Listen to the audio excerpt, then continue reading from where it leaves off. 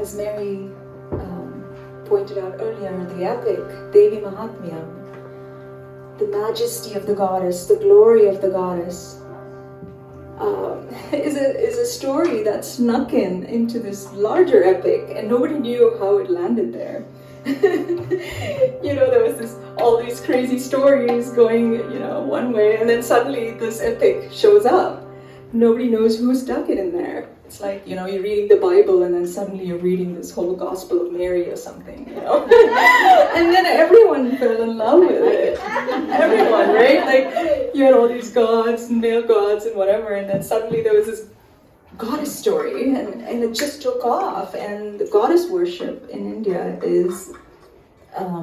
has been going on uninterrupted, where every aspect of the goddess is celebrated.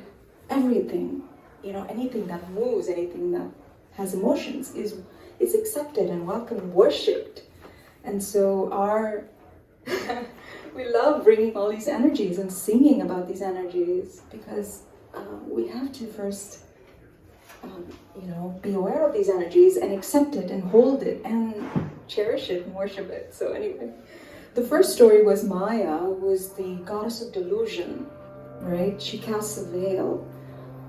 In the second story, the Supreme Goddess appears in her dynamic aspect as Durga. Durga, the Unattainable One, the Invincible One, the Unfathomable One, right? While initially she's depicted as meditating peacefully, as the story progresses, she manifests in this awe-inspiring, radiant warrior goddess, right? Like our original Wonder Woman. And she was there you go. She was created from the fused brilliance of all the male gods. Well, it's not that the brilliance of the male gods created her. Rather, it is the Supreme Devis, the Supreme Goddesses, indwelling energy in all the gods that coalesces in Durga to create this independent cosmic force. So Durga is just this amazing goddess. There's a 9-day festival that's celebrated in India, and people just go nuts. So anyway, you may ask, why did the gods create her? And what is she fighting? She's a warrior. Well, this is where the villain of the story comes into the picture. His name is Mahisha. He's depicted as half human and half buffalo. In fact, that's what it means. So he's an aggressive, egomaniacal shapeshifter. Mahisha, he represents the shadow aspect of the energy of dynamism. So while any energy out there can have light aspects, it can also have shadow aspects. So Mahisha represents the shadow aspect of dynamism. The circumstances of Mahisha's birth are such that he's plagued by his ephemeral nature. He has lots of fears. And so he uses countless efforts to evade death, and he accumulates a lot of power. In time, he begins to believe he is invincible. And so blinded by his ego, he starts to use aggression to conquer all the worlds, and he disturbs the natural cosmic order. And so Durga manifests to show Mahisha who's the real boss of the town. Metaphorically, Mahisha, with his half-human, half-buffalo form, depicts someone with a well-thought-out ego complex, but whose intellectual mind is disconnected from his instinctive, emotional mind. As a result, he operates without any real emotions towards himself and to others. This lack of empathy, combined with a false sense of self-belief, born from pride in his intellectual power, makes him an agent of great harm not only to himself, but to society. So in the battles, Mahisha is shown to shapeshift when he realizes he's powerless against Durga, transforming from buffalo to lion to man to elephant. It really shows the capacity of the human mind to continually project into the past or the future when it's agitated, donning an array of masks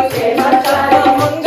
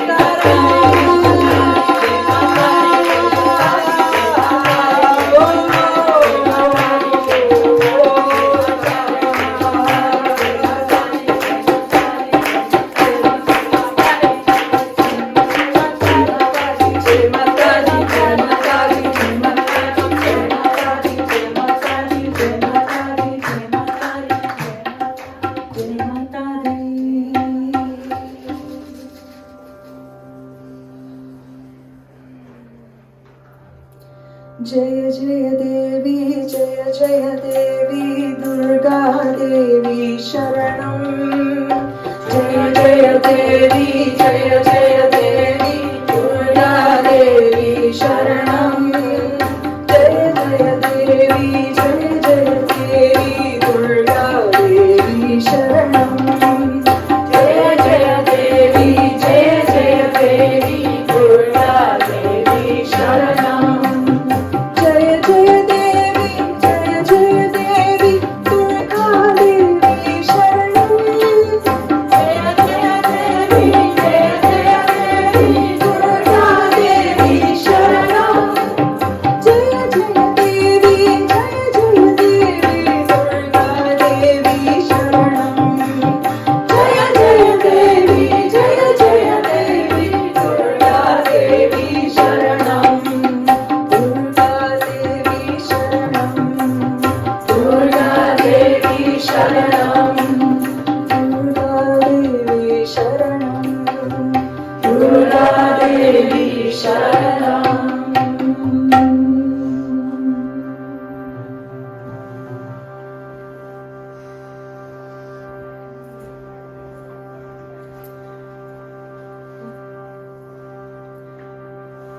In the end of the second story, we see Durga unfazed by Mahisha's changing forms. While her attacks appear to be ineffective, it's only meant to trick Mahisha into revealing his true form, that of buffalo human. This is when Durga makes her move, where she first pins him under her foot, then ends his tyranny. The slaying of Mahisha, though a bit graphic, must be looked at symbolically, as it casts a light on our own spiritual awakening process. Durga's act of pinning down Mahisha when he reveals his true form is a potent metaphor that describes that moment in our life when the truth behind a self-deception is revealed to us. Until this happens, our distorted, unconscious behavior continues.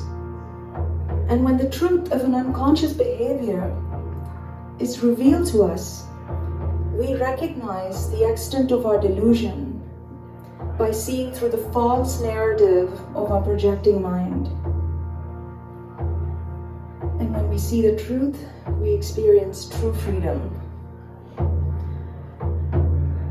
Durga purifies us with her spear of insight and her sword of clarity, helping us discern between what appears as finite, fleeting, a narrative that only exists in the projection of our mind, versus a clarifying truth that is infinite, abiding, and in the present moment, and every moment hence. She gives us our first peek into our own divine nature.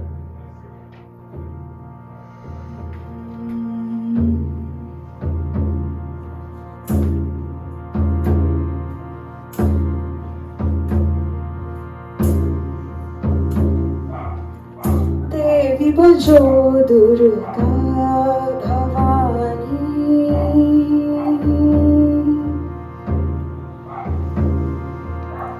Devi bhajo Durga Bhavani.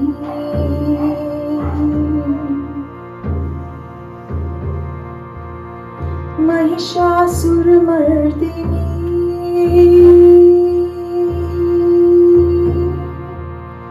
Mahishasur Mardini Bhavani.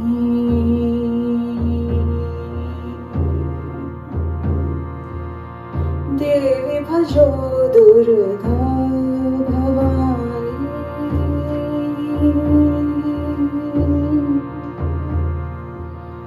Mahishasur Mardini.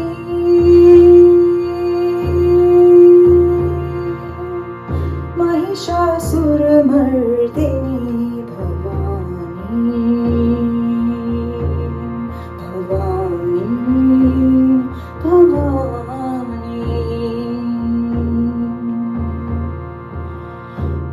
देवी बजो दुर्गा भवानी,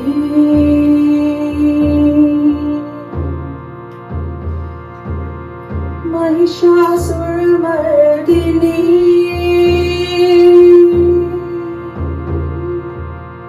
महिषासुरमर्दिनी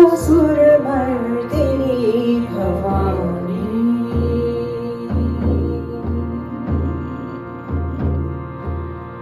देवी बजो दुर्गा